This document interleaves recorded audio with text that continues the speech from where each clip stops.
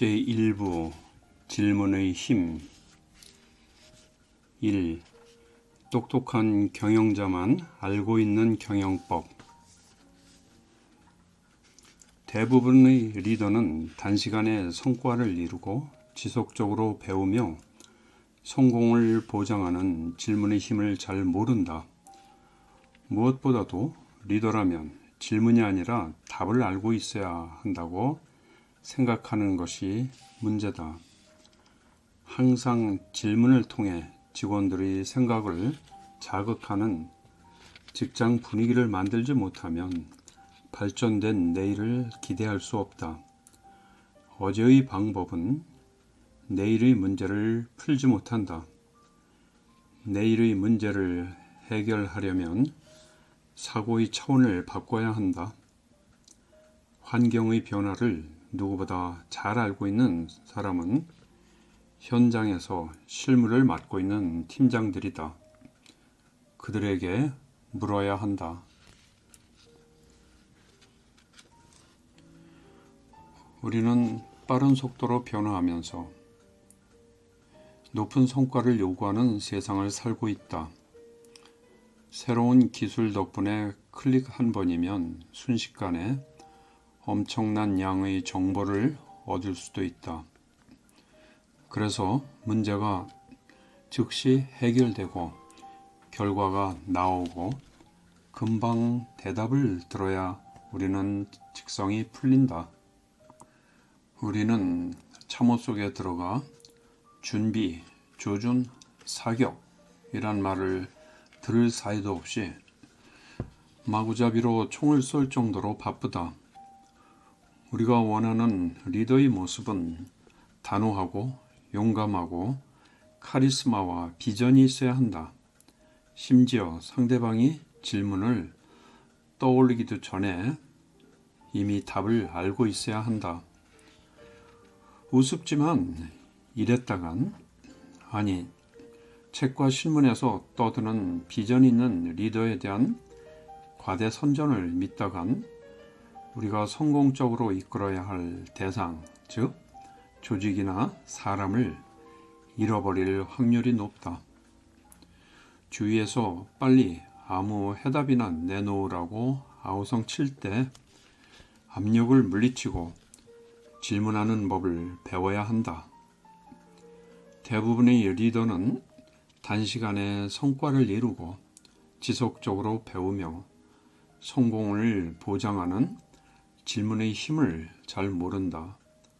무엇보다도 리더라면 질문이 아니라 답을 알고 있어야 한다고 생각하는 것이 문제다.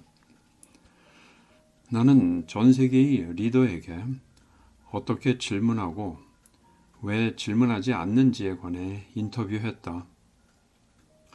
시청각 장애인 협회인 굿윌 인더스트리의 기젓 홉스 회장은 전형적인 리더의 모습이 무엇인지 잘 말해준다.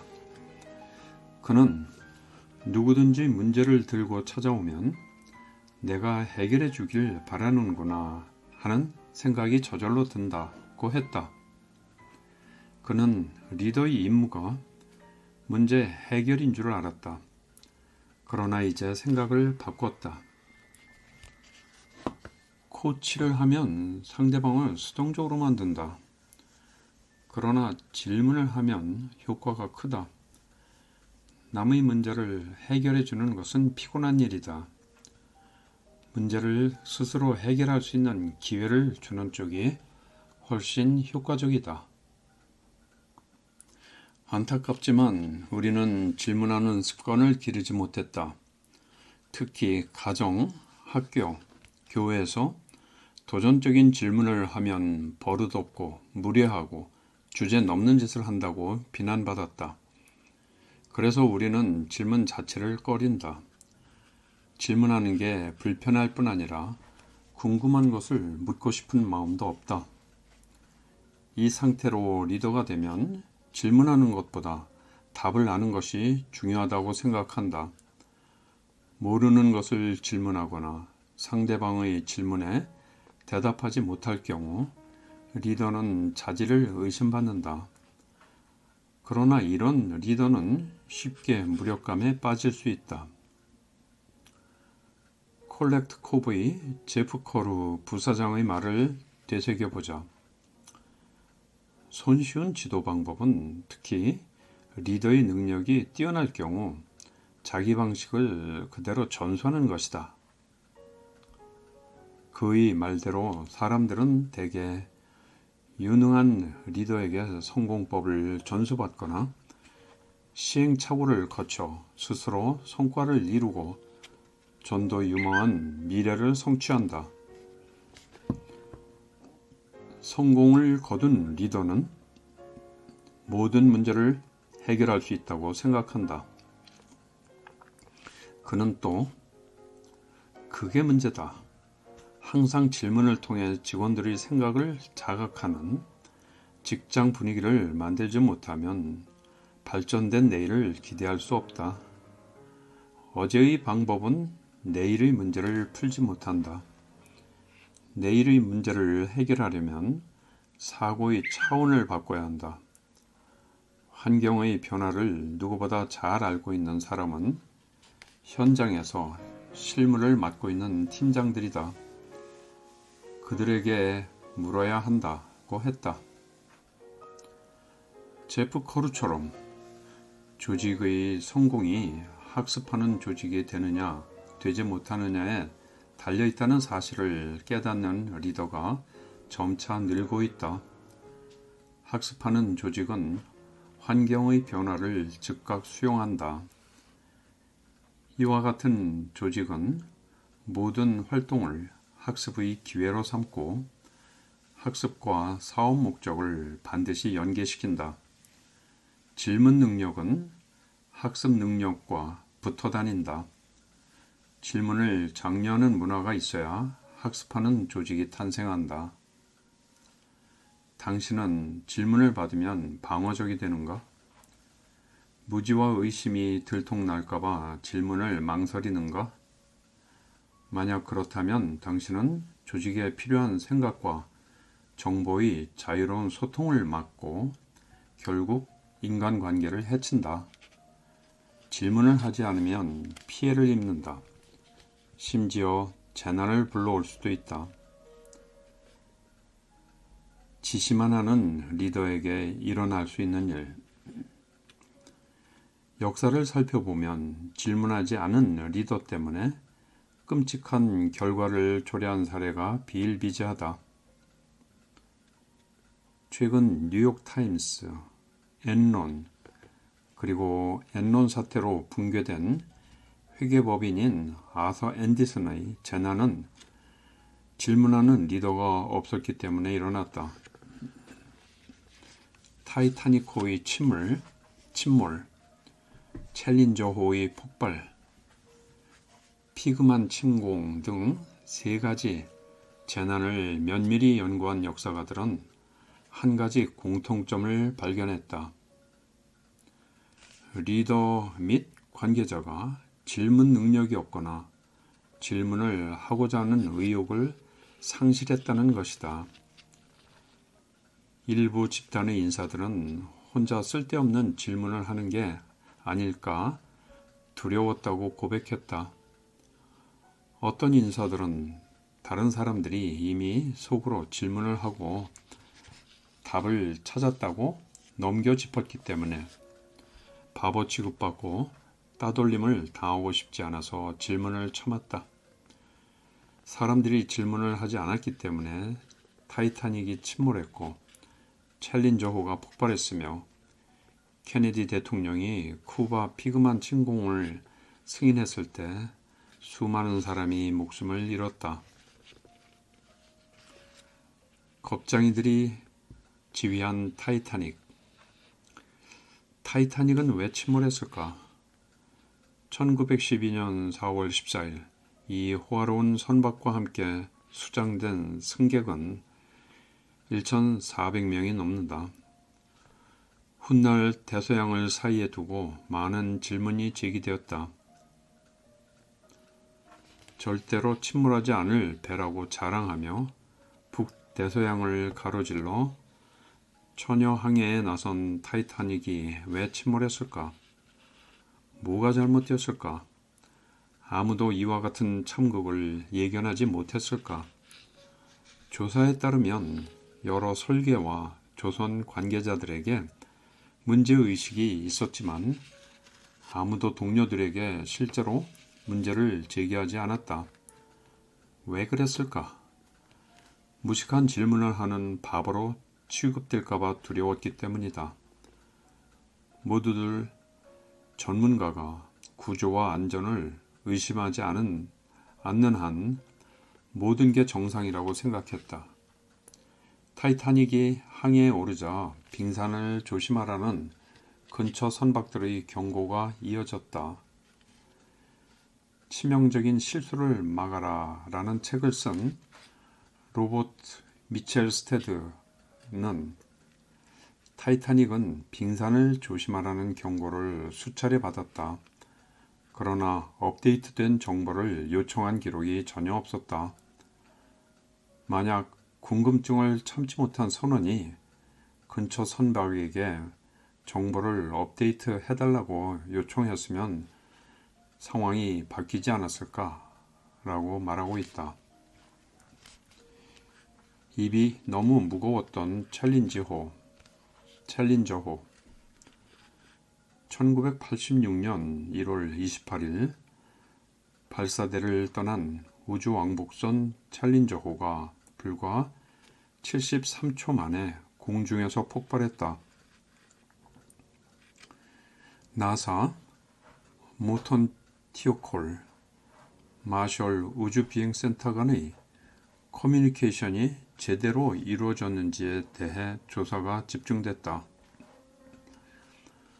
모턴 티오콜은 발사 시 문제를 일으킨 부품을 공급한 계약자로 마셜 우주비행센터와 계약을 맺었고, 마셜 우주비행센터는 나사의 자금과 지원을 받았다.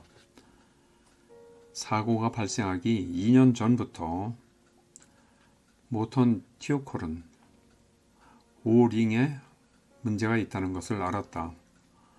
오링은 고체 연료 로켓 추진 장치의 고온가스 유출을 막고 연료 탱크에 구멍이 생기지 않게 하는 봉합 장치다. 바로 이 구멍이 챌린저호 폭발의 원인이었다.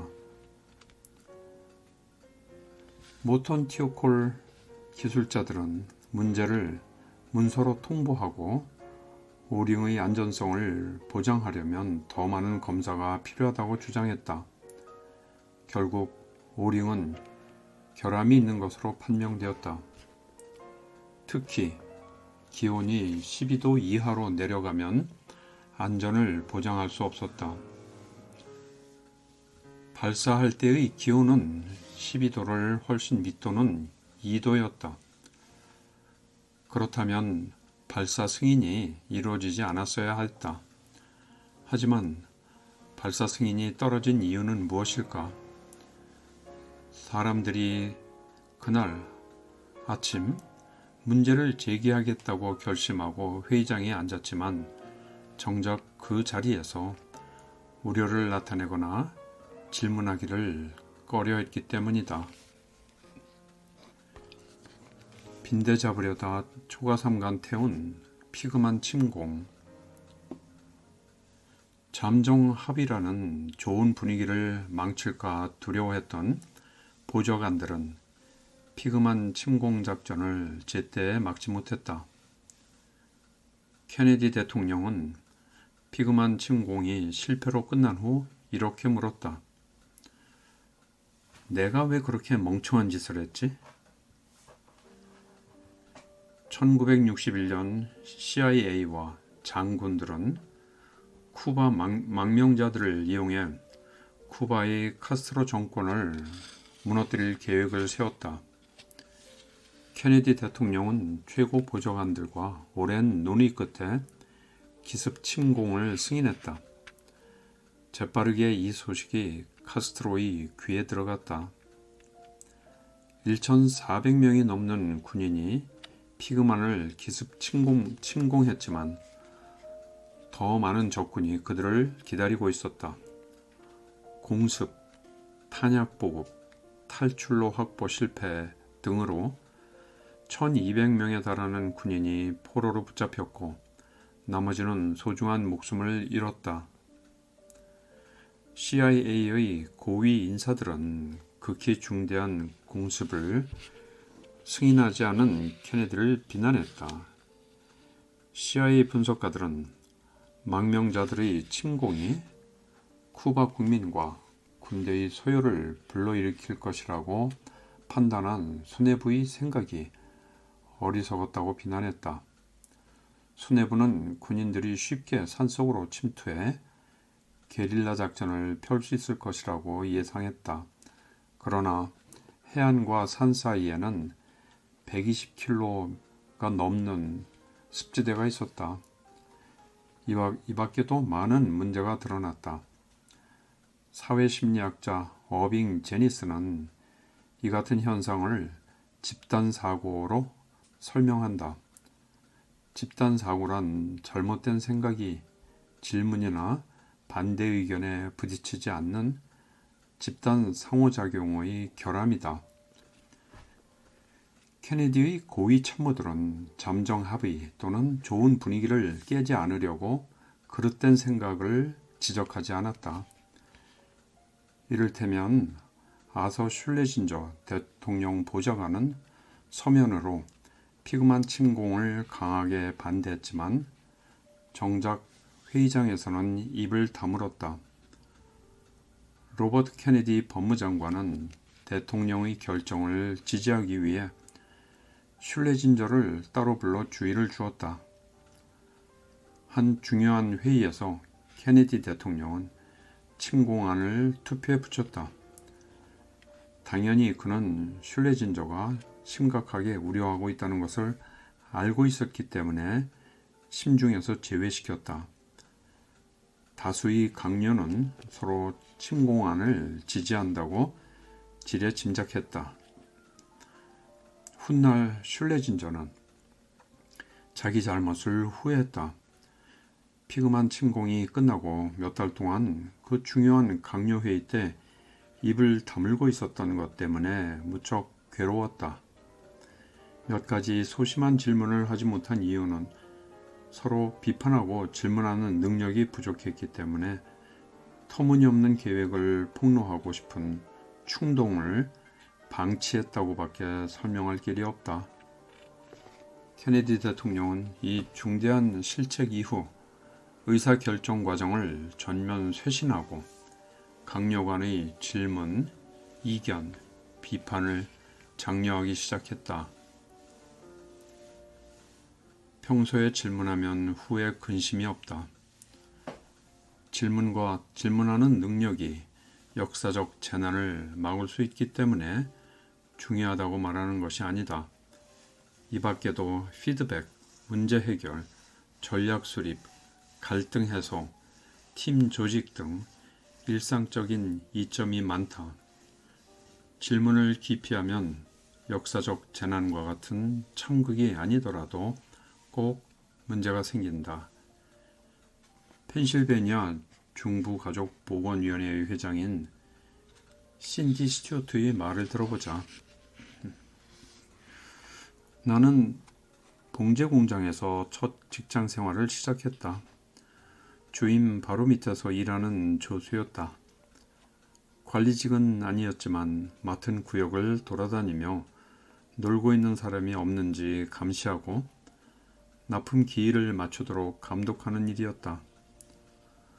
어느 날 관리팀이 모여 잠옷 공정에서 자주 발생하는 병목 현상을 두고 회의하는 소리를 우연히 들었다.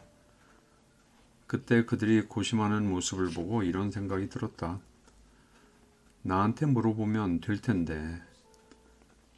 병목 현상은 내가 맡은 구역에서 일어났고 문제 해결의 적임자는 바로 나라고 생각했다. 물론 내게 질문하는 사람은 단 한 사람도 없었다. 그 봉제 공장의 관리팀은 질문을 하지 않았기 때문에 아이디어와 정보를 쥐고 있는 중요한 직원을 놓쳤고 그 결과 문제 해결 능력이 떨어졌다. 스튜어트는 그때를 생생하게 떠올렸다. 그 자리에서 나는 리더가 되면 절대 혼자서 모든 것을 아는 체 하지 않겠다고 결심했다. 20년 넘게 최고 경영자로 일하면서 배운 것은 내가 성공한 이유가 함께 일하는 직원의 역량을 믿었기 때문이라는 사실이다. 혼자 모든 것을 파악하려고 하니 하나부터 열까지 지시만 하는 리더는 실패할 수밖에 없다. 멍청한 질문은 훌륭한 질문이다. 짐 콜린스는 좋은 기업을 넘어 위대한 기업으로 라는 책에서 잔인한 현실을 직시하지 못하는 기업은 위대한 도약을 할 수 없다고 했다. 프로야구팀인 보스턴 레드삭스의 일화를 보자. 최근 레드삭스는 정말로 오랜만에 월드 시리즈에서 우승을 했다. 1940년대 레드삭스는 최고의 팀이었다. 그러나 1950년대 들어 레드삭스는 부진을 면치 못했는데 그 이유 중 하나가 바로 인종차별이었다. 다른 메이저리그 팀은 역량 있는 흑인 선수를 영입해 선수층을 두텁게 다진 반면 레드삭스는 변화를 거부했다. 제키 로빈슨, 윌리 메이스 같은 훌륭한 선수를 영입하는 데 인색하게 굴다가 1959년에야 흑인 선수를 영입했다. 표면적으로는 인종차별이 원인처럼 보이지만 편견에 힘을 실어주는 건 질문하지 않는 태도였다. 비평가인 시드니 핑켈스타인은 똑똑한 경영자가 실수하는 이유라는 책에서 이렇게 썼다. 보스턴 레드삭스의 구단주 톰 요키가 맹목적인 편견에 쌓인 매우 전형적인 사례이다. 흑인 선수는 실력이 없다거나 메이저리그에 나갈 만한 제목이 못 된다는 스카우트 담당자들의 말을 듣고 질문할 생각조차 하지 않았다. 그러나 조금만 진지하게 그들의 평가를 따져봤다면 현실을 제대로 인식하지 못했다는 것을 알 수 있었을 것이다. 리더가 질문을 하지 않으면 고정관념과 편견을 따져볼 기회를 놓친다. 편견은 인종, 소비자 행동에 대한 신념, 전략적 위기, 시장 상황, 품질, 직원의 역량에 대한 관점을 왜곡시킨다. 다시 말해, 질문을 하지 않으면 왜곡된 현실 감각에서 벗어날 수 없다. 핑켈스타인은 일반적인 관념에 문제 제기를 하지 않는 기업을 좀비라고 부른다. 그는 좀비 기업에 대해 이렇게 정의를 내렸다. 자기의 죽음을 깨닫지 못하고 걸어다니는 시체이다. 좀비 기업에는 지배적인 현실 감각에 반대되는 정보를 체계적으로 차단하는 기업 문화가 자리 잡고 있다. 그러나 GE의 잭 웰치 전 CEO의 말처럼 리더십의 진정한 의미는 현실을 그대로 직시하는 것이다. 희망이나 예측은 금물이다.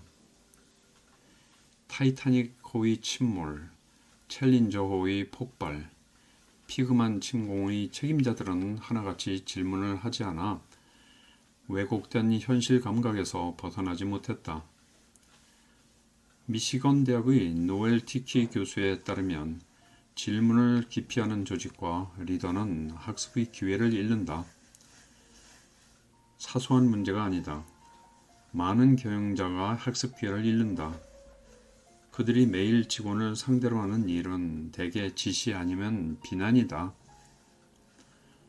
그는 또 리더가 질문하지 않고 지시만 내리면 조직의 지능을 떨어뜨리게 된다고 말한다. 매일매일 하루가 느슨하고 활력을 잃는다. 그런 조직은 지식 확산이 미미하거나 전무하다. 고위 경영자만 머리를 쓰고 그 아래 직원은 머리를 집에 두고 출근한다. 다우케미컬의 마이크 파커 회장은 이렇게 말한다. 불쌍한 리더십은 대개 질문을 기피하거나 아예 질문할 생각이 없기 때문에 나타난다. 나보다 IQ가 훨씬 좋은 인재이지만 실패한 리더를 수두룩하게 봤다. 뛰어난 전달력과 지식이 있어도 질문이 서툴다. 그래서 상층부에서 돌아가는 일에 대해선 모르는 게 없지만 하층부에서 일어나는 일은 종잡을 수가 없다.